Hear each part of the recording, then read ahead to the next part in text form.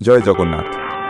শ্রীজগন্নাথ, বলরাম ও সুভদ্রা রথে চড়ে পৌঁছে যান মাসির বাড়ি গুন্ডিচা মন্দিরে। এই পবিত্র যাত্রার শেষ অধ্যায় উল্টো রথ।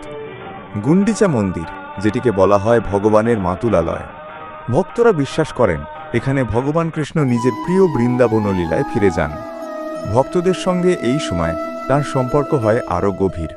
তবে যাওয়ার সময় ভগবান জানিয়ে যাননি মহালক্ষ্মীকে। লক্ষ্মী দেবী রাগ করেন। তিনি রথের সামনে এসে বলেন, আমায় না জানিয়েই তুমি চলে গেলে। এই ঘটনার নাম হেরা পঞ্চমী। নবম দিনে শুরু হয় উল্টো রথ, অর্থাৎ ফেরার যাত্রা।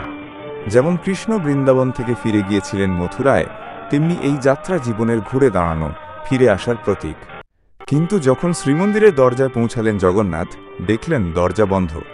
লক্ষ্মী বললেন, আমার মান অভিমানকে উপেক্ষা করে আজ কি করে তুমি ফিরে আসো? শেষে প্রার্থনায় দরজা খুলে গেল। এটাই লক্ষ্মী বিজয় উৎসব। উল্টোরথ আমাদের শেখায় ভগবান কখনো দূরে থাকেন না, তিনি ঘুরে আসেন আমাদের হৃদয়ের কাছে। তাঁর যাত্রা যেমন বাহিরে ঘটে, তেমনই ঘটে আমাদের আত্মায় ভক্তি ও ভালোবাসার রথে। জয় মহাপ্রভু জগন্নাথ।